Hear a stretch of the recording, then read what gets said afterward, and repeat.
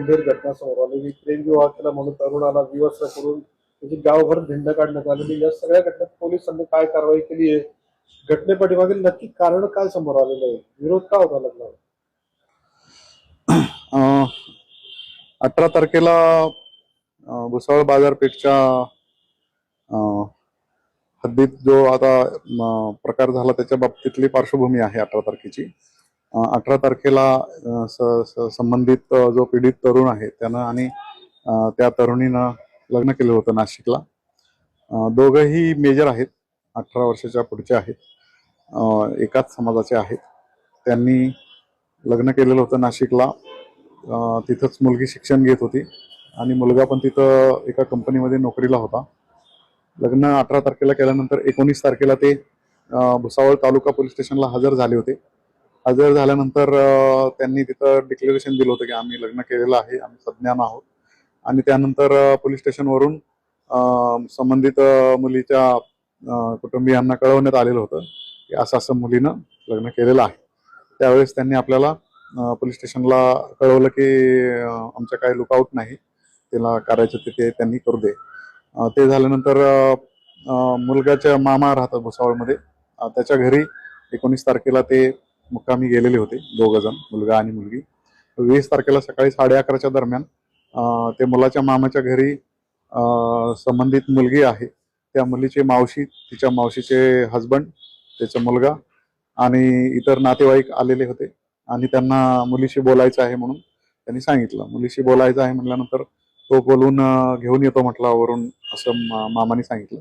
त्यानंतर ते वर गेलेले असतानाच हे पण त्याच्या पाठीमागे येऊन त्यांनी तिथं मुलीला बाहेर काढून मुलीला मारहाण केली. मुलीला घेऊन ते गेलेले होते तिथून कन्हाळा या ठिकाणी. तिथून मग परत ते घेऊन ते फरार झालेले होते आरोपी.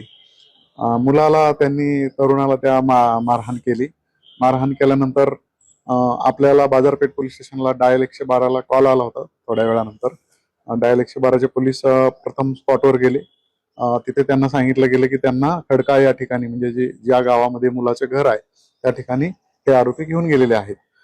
त्या ठिकाणी मुलग्याच्या घरी जेव्हा आपला पोलीस तो गेला डायल 112वाला, तर तेव्हा तिकडे त्याला तिथल्या लोकांनी सांगितलं की त्याला मारहाण केलेली असल्यामुळं त्याला दवाखान्यात घेऊन गेलेले आहेत. मग हे सगळं समजल्यानंतर हॉस्पिटलमध्ये पण आपण चौकशी केली होती, तर ते कंप्लेंट द्यायला पोलीस स्टेशनला येतो म्हणून त्यांनी सांगितलं. त्यानंतर आपल्याला बाजारपेठ पोलीस स्टेशनला हे समजलं होतं की त्याला कपडे काढून मारहाण केलेली आहे. त्यानंतर मग त्या खडकात गावातले आणि इतर ऑन द वे जे CCTV आहेत ते फुटेज आपण चेक केले, तर त्याच्यामध्ये ही घटना आपल्याला आढळून आली होती. ते आढळून आल्यानंतर आणि एकंदरीत सर्व प्रकार पाहिल्यानंतर सदर जखमी तरुणाची कंप्लेंट घेऊन आपण BNS 109 प्रमाणे गुन्हा दाखल केलेला आहे बाजारपेठ पोलीस स्टेशनला. त्याच्यामध्ये जे मुख्य आरोपी आहेत, जे त्या घटनेमध्ये सहभागी आहेत, त्यातले प्रत्यक्ष 5 आरोपी आपण अटक केलेले आहेत. आणि त्यातले जे मुख्य आरोपी आहेत त्या मुलीचे मावशी, तिचा हजबंड आणि तिचा मुलगा हे फरार आहेत. त्यांचा शोध सुरू आहे. सर, मुलाला जे आहे ते बेदम मारहाण झाली, त्याची प्रकृती नेमकी आता कशी आहे? त्याची प्रकृती स्थिर आहे. त्याला फ्रॅक्चर्स आहे हाताला आणि शरीरावर इतर मारहाण केलेली आहे, मुकामार आहे. आणि त्याला डिस्चार्ज दिलेला आहे हॉस्पिटलमधून कालच. तो आता त्याच्या कुटुंबियांच्या घरी आहे. सर, विरोध का होता या सगळ्या लग्नाला? त्याच्यामध्ये प्रत्यक्ष जे मारहाण केलेले आहेत त्याचे मावशी आणि त्याचे हजबंड, ते मिळाल्यानंतरच आपल्याला समजेल की मुख्य त्यांचं मारण्याचं कारण काय आहे. कारण मुलीची जी आई आहे तर ती घटनास्थळी कुठेही नव्हती, ती तिच्या घरीच होती. त्यांच्याकडे चौकशी केली असताना ते आम्हाला कुठलंही कारण तपासामध्ये सांगत नाहीत. परंतु मुलीची मावशी आणि ते जे हजबंड आहेत ते मिळाल्यानंतरच खरं कारण आपल्याला त्या घटनेचं कळू शकेल. यांचं नाव काय, ज्याला मारहाण झाली त्याचं? चेतन जंगले म्हणून हा तरुण आहे ज्याला मारहाण झाली. आणि ज्यांनी मारहाण केलेले आहे ते एक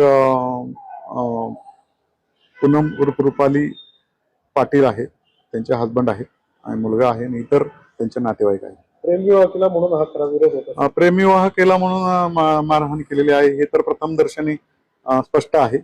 परंतु इतर कुठली कारणं आहेत का ते तपासामध्ये आपल्याला लक्षात येईल. सर आता गावात नेमकी शांतता आहे काय होतं? ह्याच्यामध्ये पहिल्यापासूनच कोणताही कायदा सुव्यवस्थेचा प्रश्न नव्हता. हे दोन कुटुंबियांमधील वाद असल्यामुळे इतर कोणीही नागरिकांनी त्याच्यामध्ये भाग घेतलेला नाही. त्याच्यामुळे कोणताही तसा प्रश्न नाही.